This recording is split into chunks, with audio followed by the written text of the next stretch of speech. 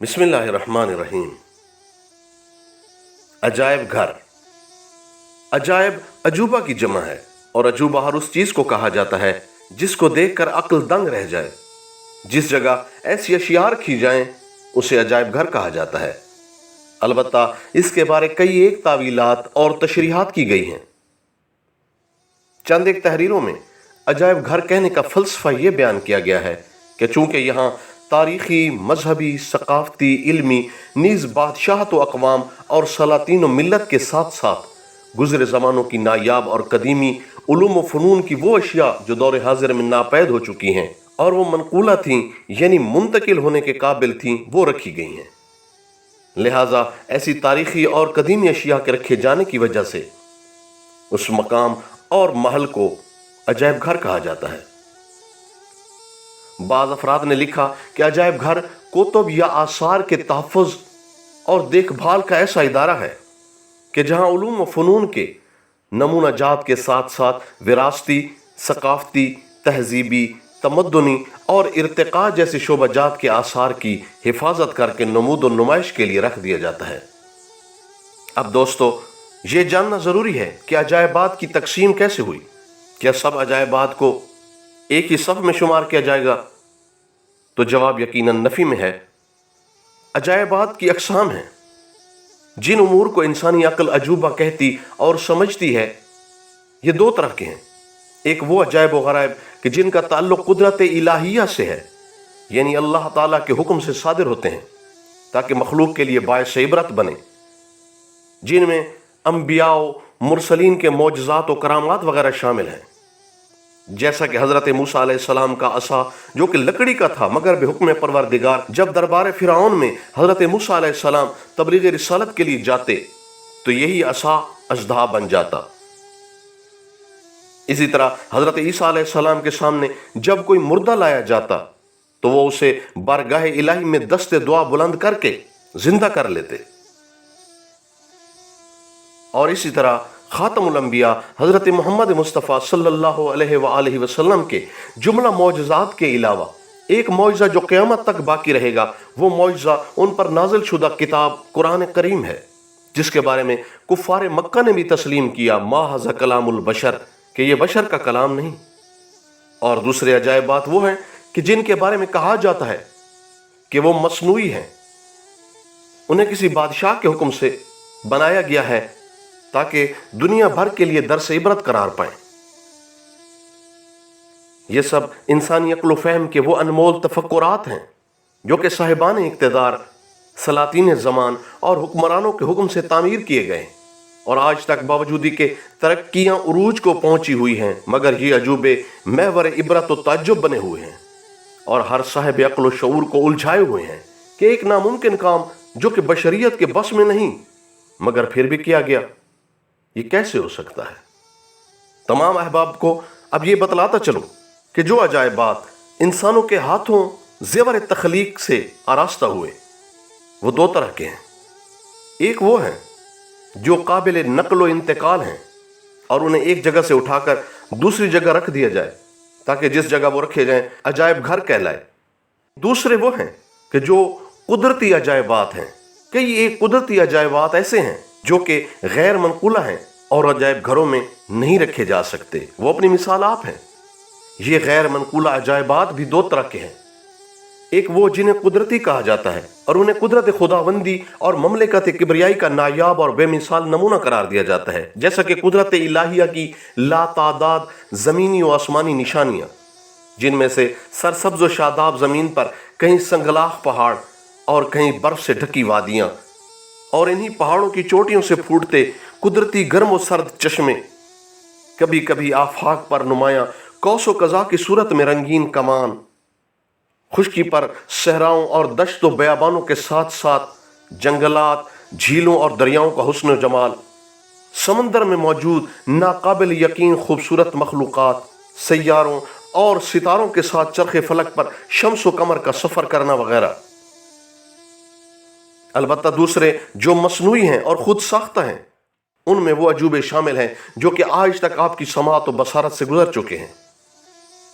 लेकिन मैं जिन अजायबात के बारे में गुफ्तगू कर रहा हूँ, ये वो कदीमी अजायबात हैं کہ جو شاید آپ نے سنے دیکھے نہ ہو۔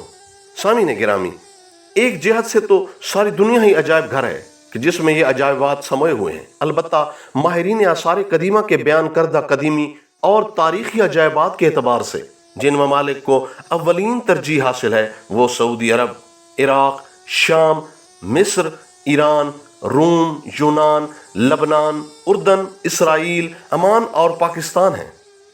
اسلامی روایات کے مطابق مذکورہ بعض ممالک میں موجود عجائبات آج بھی دنیا بھر کے سیاحوں کا مرکز ہیں۔ مذکورہ سرزمینوں میں موجود بعض عجائبات کی تاریخ 10,000 سال سے بھی پرانی ہے، کہ جس کے مطالعہ سے پتہ چلتا ہے کہ انسان کی ترقی اور ارتقاء کی منازل کیسے طے ہوئیں، اور پہلے موجود انسانوں کے کارنامے آج کے اتنے ترقی یافتہ زمانہ کے انسانوں کے لیے چیستان حیرت بنے ہوئے ہیں، جبکہ گزشتہ ادوار سائنسی اور ٹیکنالوجی نہ تھے۔ ملک سعودی عرب میں تاریخ اسلام کے مطابق وہ قدیمی تہذیبیں چھپی ہیں جو کہ ایک راز کی حیثیت سے مدفن ہیں۔ البتہ عجائبات کی نسبت سے وہ مقامات جو کہ آج تک موجود ہیں ان میں سے خانہ کعبہ سر فہرست ہے، جس کی تعمیر حضرت ابراہیم علیہ السلام نے کی۔ کوہ صفا اور مروہ یہ دو پہاڑ ہیں کہ جہاں پر بعض تواریخ کے مطابق حضرت آدم علیہ السلام اور حضرت حوا سلام اللہ علیہ کی ملاقات ہوئی۔ بعد ازاں آج تک حضرت حاجرہ سلام اللہ علیہ کی سنت پر تمام حجاج کرام عمل پیرا ہو کر سعی کرتے ہیں۔ خانہ کعبہ، کوہ صفا، کوہ مروہ کے علاوہ حجر اسود اور مقام ابراہیم یہ بھی عجائبات میں سے ہیں، اور مقام ابراہیم وہ جگہ ہے کہ جہاں حضرت ابراہیم علیہ السلام کے نقش پا موجود ہیں۔ سامعین و ناظرین، ایک ایسا قبرستان جو کہ دنیا کا تاریخی اور قدیمی قبرستان کہلاتا ہے اور ہزاروں سال پرانا ہے، اس میں کئی لاکھ قبریں بن چکی ہیں، روزانہ 20 جنازے دفن ہوتے ہیں۔ یہ عراق کے شہر نجف اشرف میں واقع ہے جس کا نام وادی السلام ہے۔ اس قبرستان میں علماء، شہداء، صلحاء، صوفیاء کے علاوہ اللہ تعالیٰ کے بھیجے گئے انبیاء و مرسلین میں سے حضرت صالح علیہ السلام اور حضرت ہود علیہ السلام کی قبریں بھی موجود ہیں۔ البتہ بعض مذہبی سکالرز کے مطابق حضرت علی علیہ السلام کا مزار کہ جس میں ابو البشر حضرت آدم علیہ السلام اور آدم ثانی حضرت نوح علیہ السلام کی قبریں بھی ہیں، وہ بھی اسی قبرستان کا حصہ ہے۔ ملک شام کہ جسے آج عربی میں سوریہ اور انگلش میں سیریا کہا جاتا ہے، اس میں گزشتہ ادوار کی جھلک ان پتھروں اور خرابوں سے ظاہر ہوتی ہے جو کہ اس ملک کے کئی ایک مقامات پر موجود ہیں۔ اس کے علاوہ قدیمی تہذیبوں کے وہ آثار ملے ہیں جو کہ 2500 برس قبل مسیح سے بھی پہلے کے ہیں۔ ملک مصر میں اہرام مصر تعمیر کیے گئے جن کی تاریخ قدیمی ہے اور وہ میلاد مسیح سے تقریباً 2500 سال پہلے سے ملتی ہے۔ ماہرین نے مصر میں تقریباً 138 اہرام دریافت کیے جن میں سے آج فقط 80 موجود ہیں، لیکن 3 اہرام کو برتری ملی ہے جو کہ سیاحوں کی سیاحت کا مرکز ہیں۔ ان میں سب سے بلند حرم خوفو کا حرم کہا جاتا ہے۔ ملک ایران میں تقریباً 1500 قبل مسیح کے آثار ملے ہیں جو آج تک موجود ہیں، اور سیاحت کے شوقین وہاں جا کر ان کی تاریخ سے آشنائی حاصل کرتے اور وہاں بسنے والی اقوام کی تہذیب و تمدن سے واقف ہوتے ہیں۔ سلطنت روم میں تقریباً 3500 برس قبل مسیح انسانی آبادی کے وہ نقوش و آثار ملے ہیں جو سیاحوں کی تفریح کا مرکز ہیں۔ ملک یونان کے شہر مقدونیہ میں واقع ایک پہاڑ سے جیسا کہ کہا جاتا ہے 2,70,000 برس قبل موجود انسانی زندگی کے آثار ملے ہیں، جو کہ اشارہ ہے کہ کبھی اس دھرتی میں بھی انسان آباد تھے۔ ملک لبنان میں آج بھی وہ چشمے موجود ہیں جو کہ 5000 سال قدیمی ہیں، اور یہ بال بک شہر میں واقع ہیں جہاں بال نامی بت کی پوجا ہوا کرتی تھی، اور یہ بت ایک عورت کا تھا۔ مورخین نے لکھا ہے کہ یہی شہر بال بک حضرت سلیمان علیہ السلام نے ملکہ سبا جناب بلقیس کو بطور حق مہر بخشا تھا۔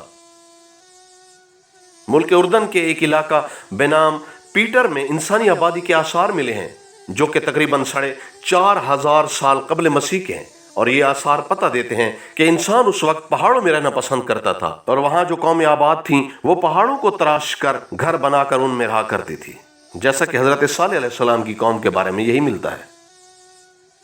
اسرائیل کا شہر یروشلم جو کہ تقریباً 4000 سال قبل مسیح میں تعمیر ہوا اور بادشاہوں کے کئی مرتبہ حملوں کی زد میں رہا، 2 مرتبہ صفحہ ہستی سے مٹ کر دوبارہ زیور تعمیر سے آراستہ ہوا۔ یروشلم کو انبیاء کا شہر بھی کہا جاتا ہے۔ یہی وہ شہر ہے کہ جس میں حضرت ابراہیم علیہ السلام کی قبر مبارک ہے۔ اسی شہر میں من و سلوہ کا برتن، تابوت سکینہ، دیوار گریا، عصائے موسیٰ، ہیکل سلیمانی کہ جس کی ابتدا حضرت داؤد علیہ السلام نے اور تکمیل حضرت سلیمان علیہ السلام نے کی تھی، وہ بھی موجود ہے۔ عرب ممالک میں سے عمان وہ ملک ہے جس میں تخت بلقیس موجود تھا، اور ملک سبا کا محل بھی یہی تھا، جس کی تفصیل قرآن کریم میں خداوند متعال نے خود بیان فرمائی ہے، اور اس واقعہ کو تقریباً 3000 سال گزر چکے ہیں۔ ملک پاکستان کے صوبہ سندھ میں ایک مقام موہنجو دڑو کا ہے، جو کہ تقریباً 2500 سال قبل مسیح سے وابستہ ہے۔ یہ ایک شہر ہے جو کہ ظاہراً زمین سے معدوم ہو چکا تھا، لیکن زیر زمین اس کے آثار باقی تھے، جو کہ بعد میں ماہرین آثار قدیمہ کے ذریعے ظاہر کیے گئے۔ بہرحال اب تک تمام دوست و احباب کو پتہ چل چکا کہ مصنوعی اور خود ساختہ تمام عجائبات اس بات کا اشارہ کرتے ہیں کہ سابقہ ادوار و اطوار اور اقوام عالم کی ترقی و تنزلی کے متعلق جاننے اور ان کی رسوم و تہوار سے آشنا ہونے اور گزشتہ بشری ابدان سے جدید انسانی اذہان تک کی محفوظ یاد کو عجائب گھر کہا جاتا ہے۔ سامعین گرامی، ایک تجزیہ نگار سید انجم رضا نے عجائب گھر کے بارے میں یہ تحریر لکھی کہ عمر رفتہ کی بود و باش، تہذیب گمگشتہ کی بازگشت، ماضی کے اوراق پلٹ کر تاریخ میں جھانکنا کسی بھی شخص کے لیے دلچسپی کا باعث ہوتا ہے کہ ایک تجسس تو بہرحال انسان میں موجود ہے۔ عجائب گھر ایسی ہی جگہ ہے جہاں ایک ہی چھت کے نیچے مختلف ادوار کی تہذیب و تمدن اور ان سے وابستہ دیگر معلومات ایسے ہی متجسس لوگوں کی تشنگی دور کر رہی ہوتی ہیں۔ پھر وہ لکھتے ہیں کہ تاریخ انسانی میں عجائب گھر کی تاریخ بھی بہت پرانی ہے۔ قدیم ادوار میں امراء اور دیگر صاحب اختیار لوگ اپنے گھروں میں کسی ایک مخصوص کمرے میں اپنے آباء و اجداد کی اشیاء کو اپنے دوستوں اور دیگر مہمانوں کے لیے محفوظ انداز میں رکھا کرتے تھے۔ قدیم تاریخ میں ایسے مخصوص عجائباتی کمروں سے متعلق آثار عراق میں دریائے دجلہ و فرات کے درمیانی علاقے میں پائے جانے والی بابل، اشاری اور اکادی تہذیبوں میں ملتے ہیں۔ عجائب گھر یوں تو دنیا میں ہر جگہ موجود ہیں، اور ان میں چیزیں بھی ایسی ہی رکھی جاتی ہیں جو عام طور پر دیکھنے میں نہ آتی ہوں۔ اس لحاظ سے عجائب گھر بذات خود ایک عجوبہ ہوتا ہے۔ ماضی انسان کا اپنا ہو یا پوری انسانیت کا، ہمیشہ رنگین اور دلچسپ ہوتا ہے۔ یہی وجہ ہے کہ عجائب گھروں میں جا کر تقریباً ہر انسان ایک ناقابل بیان لذت اور سکون محسوس کرتا ہے۔ پرانی تاریخ یا پرانی تہذیب جہاں ہمیں ارتقائی جد و جہد سے آگاہ کرتی ہے، وہاں ہمارے لیے عبرت اور سبق کا سامان بھی فراہم کرتی ہے۔ ہم جان سکتے ہیں کہ ہم کیا تھے، کیا ہیں اور کیا ہونا چاہیے تھا۔ عجائب گھر ویسے تو سبھی کے لیے اپنی تاریخ اور کرۂ ارض پر زندگی کے مختلف مدارج سے آگاہی کے لیے بہت ضروری ہیں، لیکن ان کا سب سے زیادہ فائدہ تعلیمی شعبے میں اٹھایا جا سکتا ہے۔ طلباء جو کتابوں میں پڑھتے ہیں، اگر ان چیزوں کو، اس تاریخ کو، ان حوالوں کو اپنے سامنے بھی دیکھیں تو یہ ایک دلچسپ انداز تعلم ہوگا۔